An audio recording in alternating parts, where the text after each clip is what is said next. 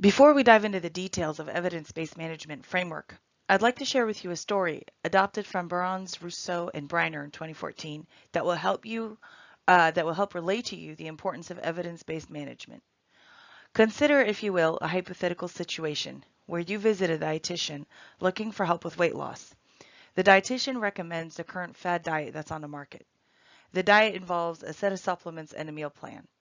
The dietitian makes this recommendation to you based on the premise that this diet has earned such a hype in the weight loss market. There are so many people reporting their amazing results, and the author of the book associated with this diet has sold millions of copies. You decide to take on the dietitian's recommendation and give it a try. A few weeks later, instead of losing weight, you gain weight. You go back to the dietitian and you ask, what happened? The dietitian says something like, this diet has been working for everybody else. I don't know why it hasn't worked for you. In this situation, would you consider yourself to have been misled? Do you believe that experts, such as dietitians, have a moral obligation to use the best available scientific evidence when providing recommendations?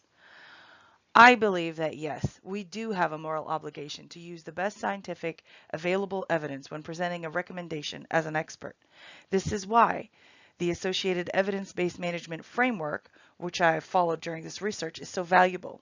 The steps of this framework walk us through the process of asking, acquiring, appraising, aggregating, applying, and assessing data. And this ensures the integration of the various facets of scientific research go into our decision-making process methodology right here in the management discipline. I have applied this framework to the concept of increasing employee retention by providing a more flexible environment to our situation at Locus Innovation. And so the question that we can begin our research about is, will providing a more flexible working environment for employees improve our employee retention rate?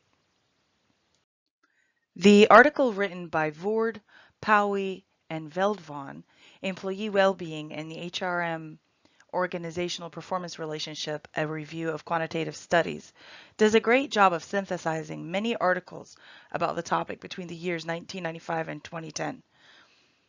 Specifically, the authors set out to determine which of the competing perspectives concerning the relationship between employee well-being and organizational performance is more accurate. Is it the theory of mutual gains, where when employees are well, organizational performance is well? Or is employee well-being and organizational performance at conflicting outcomes? In other words, does an organization with unhappy employees perform poorly? The authors defined employee well-being as three-dimensional: employee happiness, employee relationships, and employee health. They gathered 36 quantitative studies and began dissecting the data. The authors provided a summary with all the aggregated results, showing the number of articles that defined a positive relationship between one of the three facets of employee well-being and organizational performance, either the financial or operational sense. The authors found that employee happiness and relationships are positively associated with organizational performance, whereas employee health was inversely associated with organizational performance. In this step of the framework, I praise the evidence found and concluded in this article by testing the trustworthiness of the evidence. I was able to conclude the trustworthiness of the article by identifying many of the characteristics associated with credible evidence. That is, by evaluating the transparency of the evidence. I was able to clearly understand the reported findings and the methodology used by the authors. I was therefore able to confirm the findings of the research by studying the results and aggregating the evidence just as the authors did. This step also lends the evidence with the dependability and credibility characteristics, which improves the weight of the evidence at hand. The authors also did a great job in sequentially explaining the steps taken in their research, showed their due diligence, therefore the rigor associated with their effort. By combining all these characteristics, we can conclude that the evidence can be integrated in our decision-making process because we've determined that the data is transferable to our environment due to its transparency, confirmability, dependability, credibility, and its rigor. So now we can conclude that even though the authors did not study flexible working environment specifically, we know we can improve our organizational performance through the employee retention metric by improving employee happiness in relationships through providing a more flexible working environment.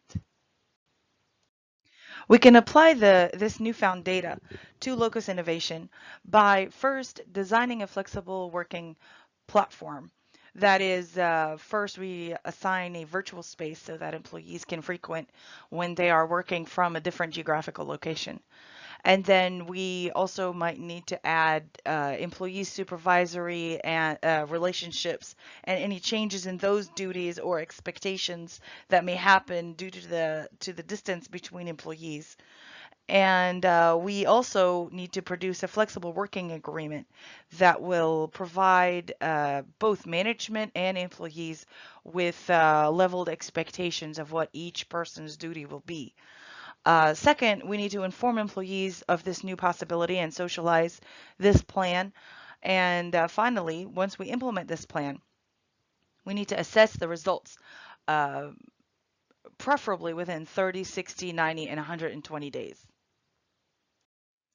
And finally, the last step of the evidence based framework is assessing, and that happens to be one of the final recommendations in the previous slide, which is to assess the results within 30, 60, 90, and 120 days. This periodic check-in will allow us to pick up on pattern changes or employee behaviors that may be happening as a result of the change, and it would allow us to conclude maybe a better way of doing things or a good way to sustain this plan for the long term.